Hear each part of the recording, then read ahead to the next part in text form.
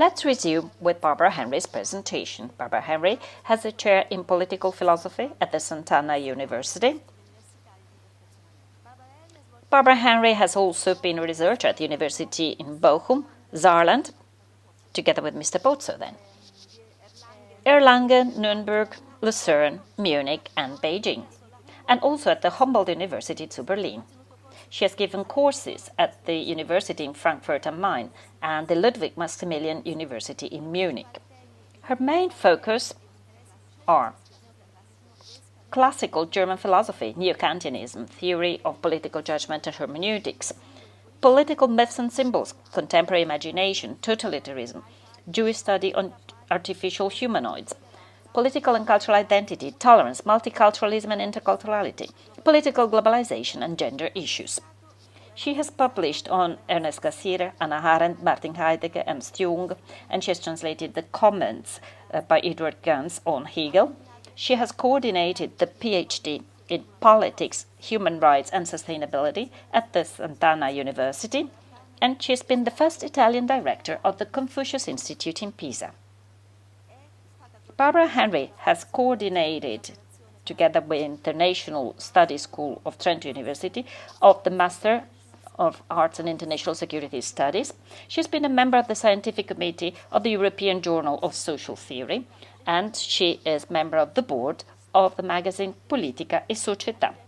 She has directed several print projects, and now she is responsible for the workshop Global Security and Human Rights and coordinates a PhD in Human Rights and Global Politics at the Dear Polis Institute of the Sant'Anna University. Let me recall only some of her monographs.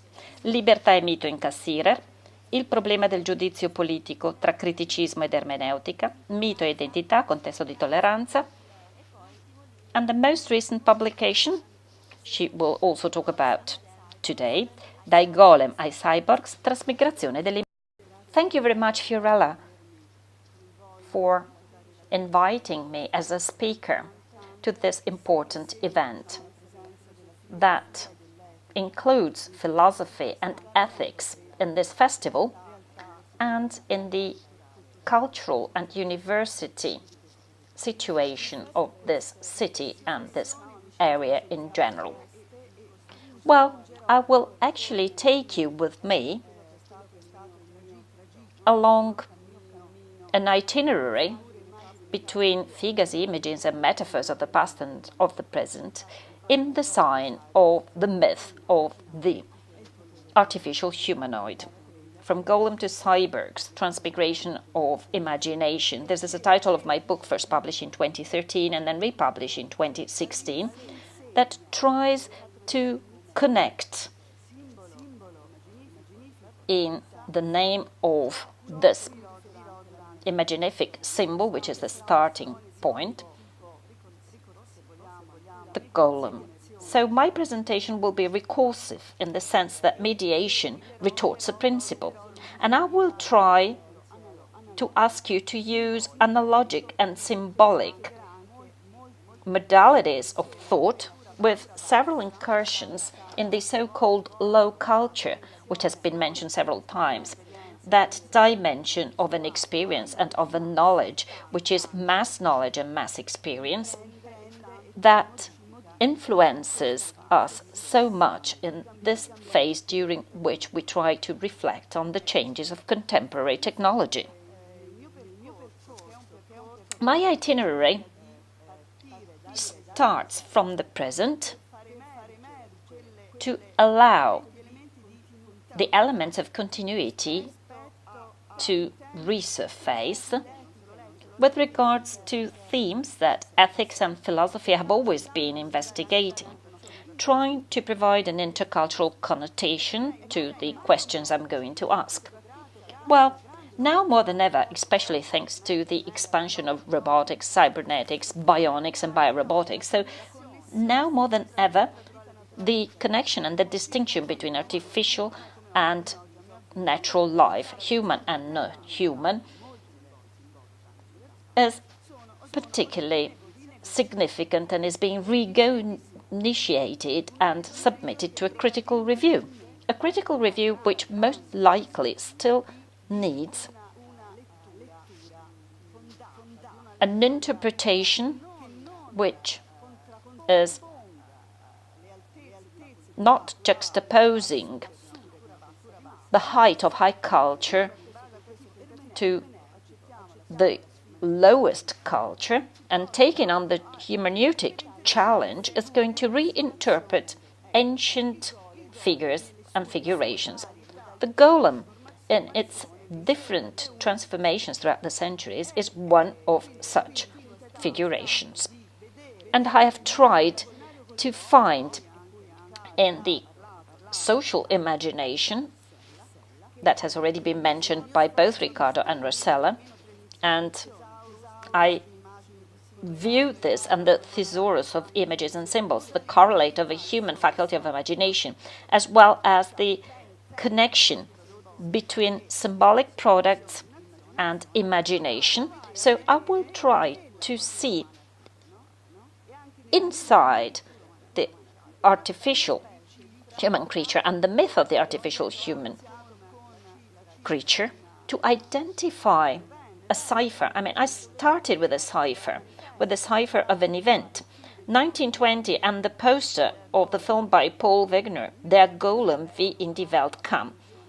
A film which is the epitome of all what I'm going to tell you. So, starting from contemporary mass reality and stepping backwards, we shall try to go back to the issues of contemporary times, including threats, restlessness, possibility of expansion, accountability and responsibility of what we have created.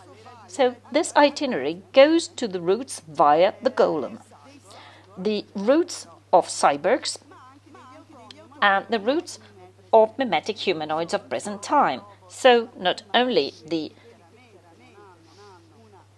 machinic robots that do not have a human trait, but rather mimetic humanoids of present time, both androids and gynoids, since the production of mimetic humanoids of present time segregates professions and gender with specific tasks that are entrusted to the different types of androids and gynoids through the insertion of the gender stereotype regarding what each single android must and must not do. I shall focus on analogies and on distinctions as well. There are important distinctions that allow us to connect conceptually and symbolically the golem with the cyborg, i.e. the clay artificial anthropoid of Kabbalah, already present in Talmud and in the Old Testament, and the cyborg, combining artificial and organic elements with a homeostasis, an inner balance, rather than the mimetic automaton like Nadine. Maybe you know Nadine. Nadine is a receptionist of the Nagayama University of Singapore. The interface, a female robot who welcomes the visitors to the university. So it is not so much the relationship between the golem and the robot, android or gynoid, but rather, and although Mancini finds in the lexicon of robotics the golem close to the robot, well, according to me, it is much more interesting to decode the signs of the Jewish tradition, ot and ot. And we can interpret this in a better way if we focus on the relationship between golem and cyborgs.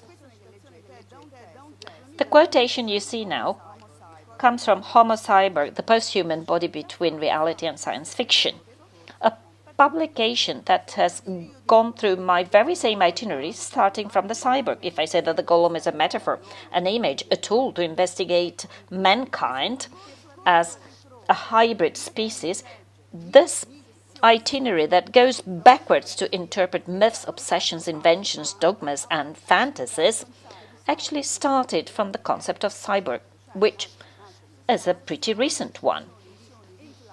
It was actually developed in 1960 for the Entlastung function in space, the creation of a human body that can survive in space. So it is developed within the framework of astronautics.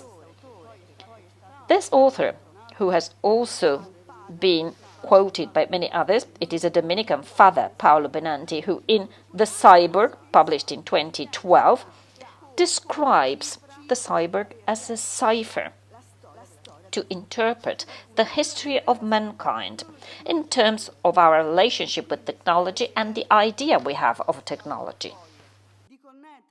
So this idea that some time ago seemed crazy to me, the idea of connecting golem and cyber, well, within this optics, with transmigrations from the past to the present, coming back from the past enriched with critical and semantic elements, well, maybe it is worthwhile going this way. What is the golem? Well, if we focus on contemporary imagination, enriched with the culture of the 20th century, the golem is already the clay artificial humanoid. Therefore, on one hand, we have to go back to the origins, to the scriptures, to the Old Testament, to the Bible, where the golem is mentioned. And then, after addressing mass culture, we shall also hint to Talmud and Kabbalah. Well, let's start with the dyad cyborg and cyborg. I will focus only on the noun, the artificial creation of hybrid humanoids by means of mechatronic and bionic technology. Even though the first cyborg was a mouse, inventors have always imagined that their function was that of creating a human free from the constraints of birth on the Earth, to be operational and active in a different space-time dimension, i.e. in space. So I won't talk about cyberspace, even though the adjective cyber recalls the impossibility to discriminate between the structural, material aspect of the cyber and what transhumanism refers to as pure abstractedness and pure disembodiment. I have tried to simplify the title of my presentation because I actually want to show you in a cursive way, and in the end I will astonish you with some pictures to signify an ancient mythical plot. The myth is not just the myth. It is a mythology. It is a plot. It is a canvas that through transformations has reached contemporary mass culture. And we want to go back to its ancient origins. Symbols and representations, now more than ever, are very subtle arms. Rosella mentioned the constructive and destructive role of communication, which is insinuating, pervasive, and is based on basic emotions, which in turn are the forms of compensation of primary myths, as situations in which the fear of death and annihilation, the lack of knowledge regarding the shifting of the border between life and death, the hope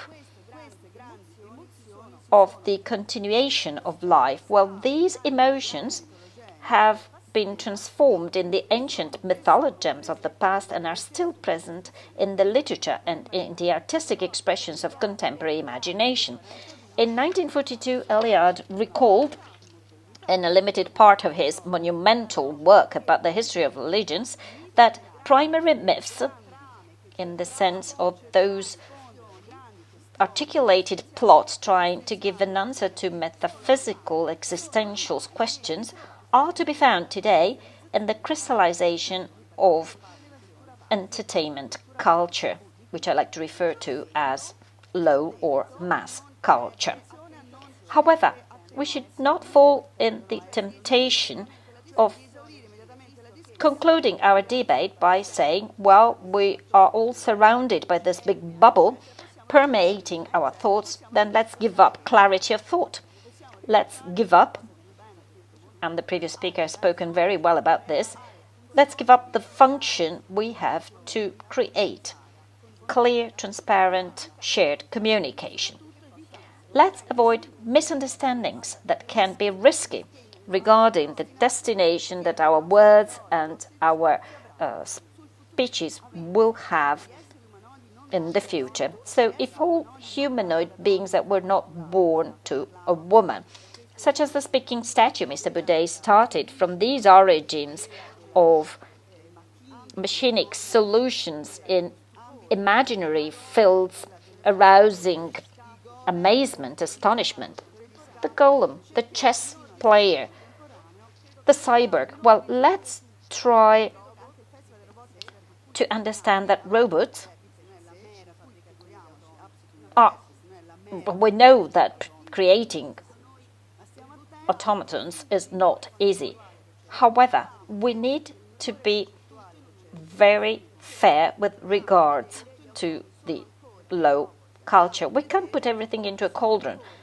After all, automatons are golems, also mimetic ones, Nadine and Face. They are machines to do things, and engineers are very consistent in that respect and very honest, because they say, so far we have a machine.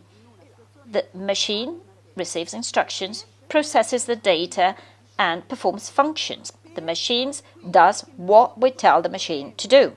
So we should also avoid another mistake, which is that of thinking that it is all science fiction, that it is all fantasy, imagination, things that come and go, that do not pertain to us and do not change our present and our future.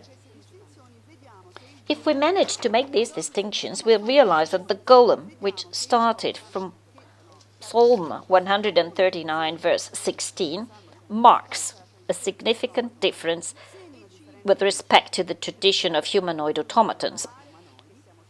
And for this reason, we cannot imagine that it is just a relationship with mechanical slaves. From the very beginning, the theme of the golem, because of its interstructural integration with Adama, which is the primogenial macroanthropos, does not allow us to think that we do not have inside a component which is not organic, which is not completely human, but is telluric. It is this material element that does not allow us to extol our anthropocentric view. With automatons, there is a series of figurations, but they cannot be brought down to the mere production of automatons. Otherwise, we will miss fundamental aspects. We will miss what comes from the metaphor of the cyber that allows us to interpret, reconceive, retranslate, and analyze with clarity and with the capability of making comparison the very same history of mankind in their relationship with technology.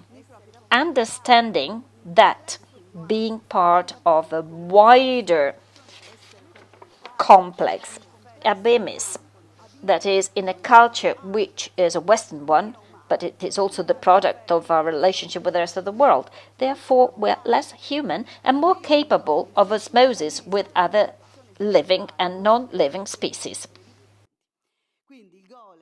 The golem, from the initial representation in the Bible, in Psalm 139, we can read golmi, which is the adjective form of golem. Your eyes saw my unformed body. If you've already heard Professor Mancini, you already know that the golem is imperfection, what is still unformed. And in some interpretation juxtaposing Aramaic to Hebraic, the Or Kodesh or the Jiddish tradition, this is the embryo. Anyhow, something which is unformed, unbereitet, according to Luther.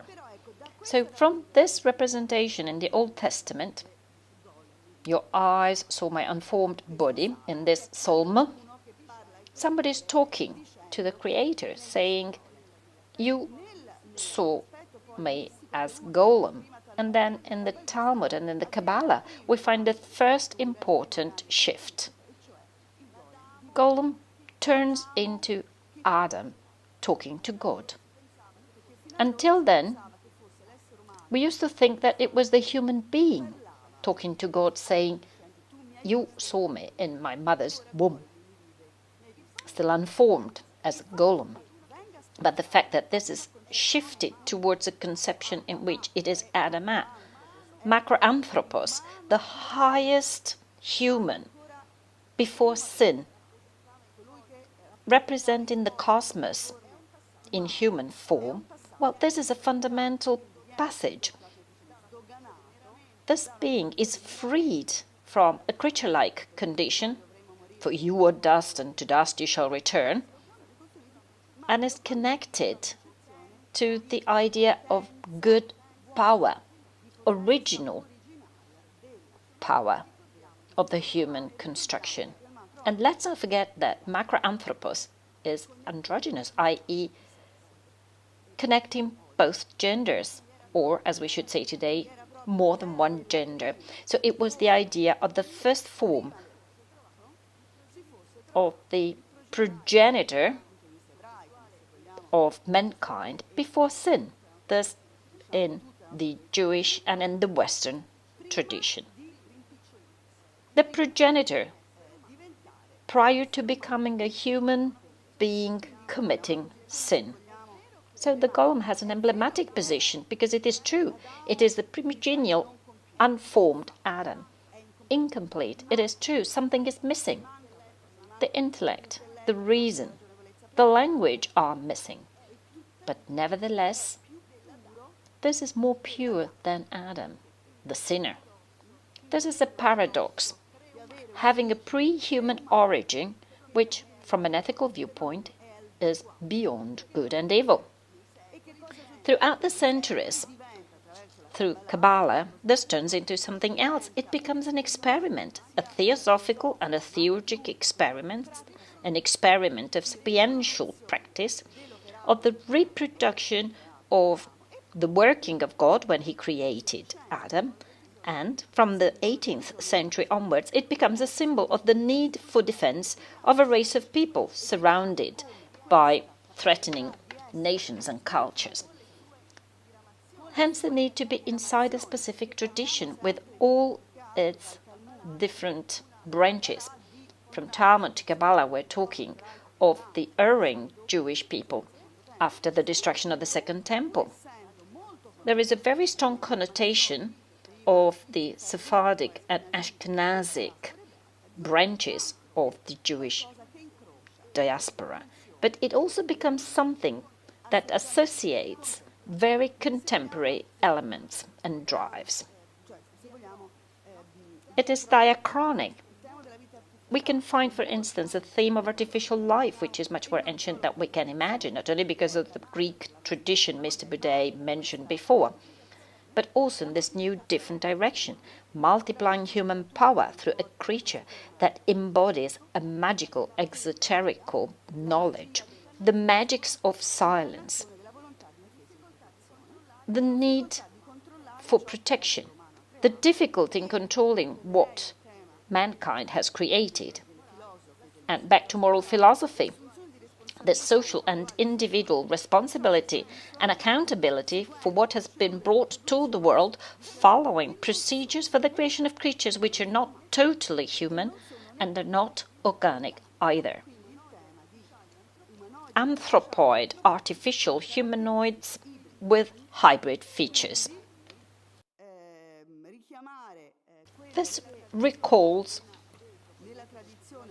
what in the tradition with the recursive circular method is referred to as the unformed golem. But what allows us conceptually to move from the closed world of rabbinic reflections, from Talmud to Kabbalah? Well, it is this magical theurgical conception, sapiential knowledge, turning into technique, technology. generative practice. Laj Kodesh, the sacred language of Yiddish, is such because the world is built on the words of the language. Ot, meaning letter, also means sign and signature. And in its plural, as we learn from Scholem, it also means otiot, i.e. what comes. In other words, the future. So the paradox of the golem, in the Kabbalah especially, where different authors like Elazar Devon and others tried to express their own piety and moral disposition to create a golem, they knew very well that they were using what cannot be used according to their tradition, i.e. something that revolves around the secret name of God. And creating a golem means using the letters of one or of many of the names of God, leaving behind the taboo of the unspeakability of the sacred foundation of the cosmos and of reality. Back to Otiot. Going back to what Scholem told us, this is also an invitation to cross sapiential knowledge, theological, scientific and philosophical knowledge. Let's read the signs. Let's relinquish the purism of the juxtaposition between genders, meaning the visual, the artistic, the literary gender, and let's refuse the haughtiness of those who juxtapose high culture to low culture, provided that we can reinterpret with humbleness and with knowledge of the facts all these correlations.